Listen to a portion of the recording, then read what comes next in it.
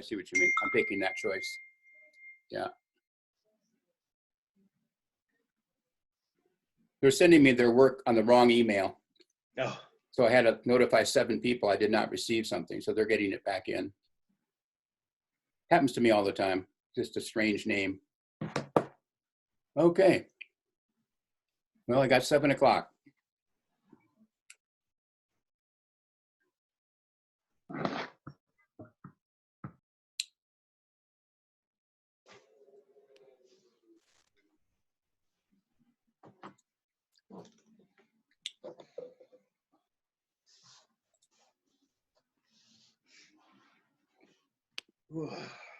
How you been? Been adjusting? Oh yeah, I'm adjusting. Yeah. When did we start actually? When did we start? Yeah, are we going to start soon? Oh yeah, I mean yeah, we can start now if Okay. if you're ready. I'm assuming people can hear us at this point. Yeah. Do we want to just check in, make sure everybody can hear us? Can everybody hear? I can't hear back. There we go. Okay. I did hear a couple people speak. It looks like in the chat group as well, they're saying yes. Okay, good. Well, we're going to plow forward. Go ahead, introduce yourself, Nick. Perfect. And we'll go from there. Cool. Hi, everyone. My name is Nick. I am the Dynamic Media Lab manager, and I am here to help you with all things media related. So with your projects, if you have any video questions, anything involving the PowerPoint, I am here as a resource. I'm actually going to put in the chat right now my email, and then I'm going to go through just some of the options as far as you know, how you can work on your projects. But let me give you my email first. So if you ever have any questions or want to just consult,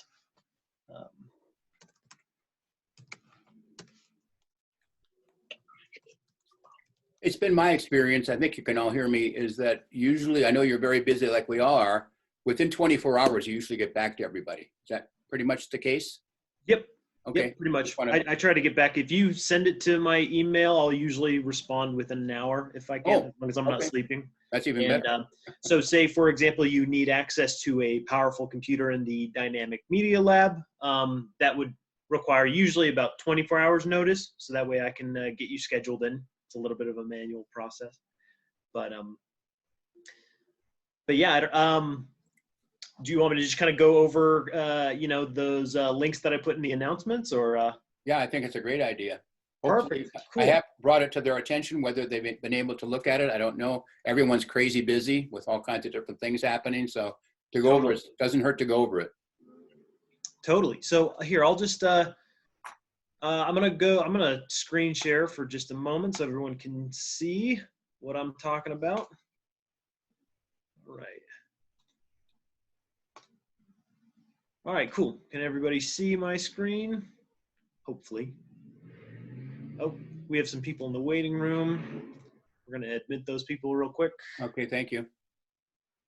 Looks like we have about 20 some in there right now. Perfect. Yep, 23. Yeah. All right, cool. So yeah, I'm just going to kind of give an overview of the various tools and ways that you can engage with your video projects as well as your PowerPoints. So first, I'll just go over some of the basics. If you haven't, I would recommend checking out LinkedIn Learning. There should be a link. If it's not here, I'm going to add a link here to basically give you access to LinkedIn Learning. Everybody who has a NetID has access to LinkedIn Learning, and through that you can do tutorials with whatever software you plan on using for your videos. If, say, I know originally we were planning on working with just iMovie, that's still available on all Macs and iPads for free. So if you do have a Mac, that is still an option for you. There is a link right here that'll give you a brief tutorial of basically how to edit a video. If you want, I might just throw it out there. Last semester, I had two groups in another class actually used their iPhone. Yep, you And can actually use it on your iPhone as they well. did the whole thing right on the phone. It was fantastic. They did a great job. It's pretty incredible. It's a little bit more cumbersome Yeah, on the truly, truly. iPhone or Android, but it is possible. I've actually made I can send you guys a link to a video that I made for another class, just proving that it's very possible to do. But yeah, so that would be the first recommendation, is to stick with iMovie. That was the plan when we were going to physically meet. And if you need any specific consultation as far as getting assistance with iMovie, I highly, highly encourage you to email me sooner rather than later. And once you email me, we'll just set up a time, and then we'll chat through Zoom, and we'll get you set up. I've worked with a ton of students on various media projects to get them, closer to their goal of achieving their project.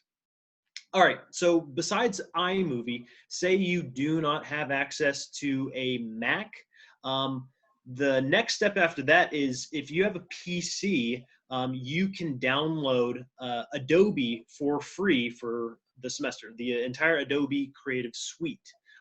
There is a process, and you can actually see there's a link. Where is it? Premiere.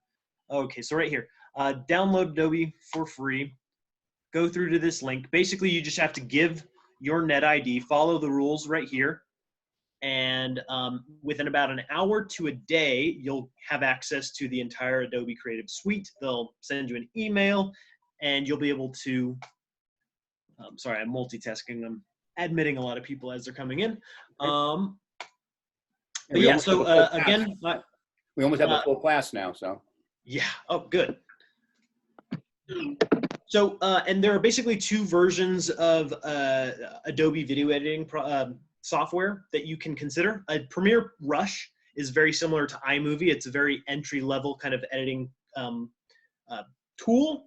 And what's great is that one is completely free. So you don't even have to go through the process of going and signing up and anything like that. It does limit some features if you don't get access to a free version of the Adobe ID, but you'll still be able to edit a video. And what's good about Premiere Rush is, even if you don't have a powerful computer, it typically can work on pretty much any computer, and it'll be able to handle it. It's designed for low power, much like iMovie. Beyond that, if you are comfortable with Premiere Pro or familiar with it, it's basically Premiere Rush's bigger brother, and that has a ton of it's a professional tool, so there are a ton of options on how to use it, and you can really bring your videos to the next level. If you are interested in that, there is a Premiere Pro course that takes even less time than the iMovie one. Again, you don't have to go through the entire course to understand how the software works, but this just kind of gives you an idea of how long it may take to kind of learn one of these softwares, or at least get comfortable with them. I might just throw in here, LinkedIn Learning. A lot of students don't really know we have access to that. The university spends tens of thousands of dollars for that every year. Oh yeah. I mean, the courses in there are absolutely amazing. In fact, the designing of this class came from a class that I took on LinkedIn Learning a year and a half ago. So they do it at, I would say, the perfect pace in terms of understanding. And what's great is you can pause it at any time. They're closed captions. Some of them have, cute little tests. They don't really necessarily mean anything because you're not beholden to taking the test, but it is a good way to check yourself and make sure that you're absorbing all of the content that they're giving you. But yeah, all three of those options, iMovie, Premiere Rush, and Premiere Pro, are all viable and free to you in some form and usable on at least one of the two computers. Now, say, for example, you have rented a Chromebook. I don't know if anybody in this class has, or if, say, you really have the most underpowered computer and you know that you just can't run any of the video editing softwares, there is a unique solution. You can actually edit on YouTube. It's a little bit cumbersome, but essentially the way it works is you can upload all of your videos, and then there is, I have to sign in to get into it. But essentially, this is another LinkedIn Learning course that'll show you how to edit. Oops, I'm just going to make that smaller for a second. So basically what I'm trying to get at is there is a way for you to edit for your projects, and it's up to you to decide which way you want to go. I would say the ones that are the least intimidating and will be easiest for you to consume, especially if you have no experience with video editing, it would be iMovie and then Premiere Rush. Beyond that, the other ones give more options, but they also can be more intimidating, if you will. Beyond that, another thing to consider, like we said, we have all of these free softwares available to you. We also have music licenses available to you as well. So we have Universal Production Music, and this will allow you to put any kind of music track underneath all of your videos and just really spice it up quite a bit. The way that you would access it, again, if you go back to the links, sorry, the Zoom thing getting in my way. Let's see if I can hide it for a second. Hide floating, there we go. Just hid that, that helps. So basically what you do is to be able to log in to the music software is you would find what your last name category is under. So, you know, I'm Nick Gap, so I'm gonna go under here, under the G section. And all I'm gonna do is I'm gonna copy this email. I'm gonna go to Universal Music. I'm gonna log in. And I already have the login, luckily. So you just log in and you have access to a ton of different moods for the library. So we're just gonna go to, we'll just go to Discover. We'll just click on that, see what we find. What are we looking for? I would say we're looking for something, I don't know, smooth. Let's see if we find something smooth. No results for, oh, we got some smooth music right here. Let's play it. Let me know if you can hear that or not. Can you guys hear that, Greg? I can hear it. Perfect. Cool. And what's cool about this is I would say just explore it. There are tons and tons of results. I put in smooth and it brought 1,700 results. What's also cool is the way the music works is you have different versions of it. So this has 4 versions. So you click on that and all of a sudden it shows you the different versions that you can use. So say your video is only 30 seconds long, you can have a 30-second long version of the video. You can have versions that have no vocals whatsoever and just pick an instrumental track so that way it's not distracting if there's any speech in your videos. And that is a great free tool that I recommend using to amplify your projects. And then from here, let me just Google Slides. So I don't know if anybody's used Google Slides, but for your projects, if you don't have access to PowerPoint, Google Slides is a good alternative. You have to have a Gmail account for it, but it's free. And all you have to do is go to your Google Drive or go to this icon right here that says Slides. And then from there, you can actually start creating presentations. They have some pre-made presentations that'll get you started part of the way. We can create a portfolio. It's just going to take a second to load. It's thinking about it. And there you go. It's starting to design your presentation from there. You can really get creative with how you want things to look. Or you can start from scratch. But this is another thing. If you have any questions about PowerPoint or Google Slides, let me know and we can go over that in more detail for you.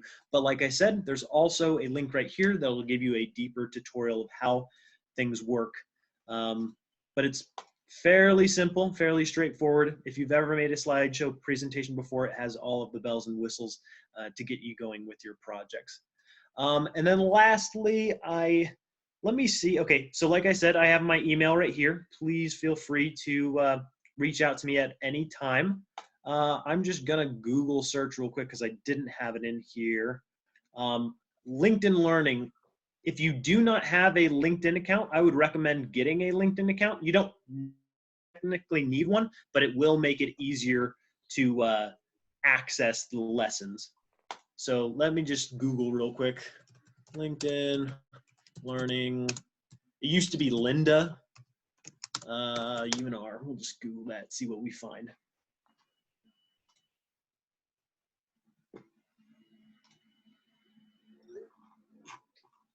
So here we go. We have LinkedIn Learning. We want to get access to it though. Contact. I think I might have gone to the wrong place. They didn't make it as simple as I would have hoped. Oh, there is another way to access it actually. If you sign in to LinkedIn Learning, you would just type in your Nevada ID, I believe. And then, I don't know if that's the way that it would work, actually. I think it's through a different portal. We got to go through the SSO. Let's see, LinkedIn Learning login. I actually go to it through my LinkedIn account. Yeah, and that's the thing is you just have to link it once, and then it's connected to your LinkedIn Learning. It's just kind of a cumbersome process. Yeah, the first time is a little bit tricky. Yeah. Yeah, but here we go. I think this is how we can do it through Linda. Oh yeah, see, it already redirects me for some reason. Yeah, I'll just follow up with you guys. I'll send you guys the specific link of how to get to it. But essentially, if you haven't linked it, I would highly recommend it. They are great tutorials, and they will help you get to the next level of editing. But let me reopen up the chat window.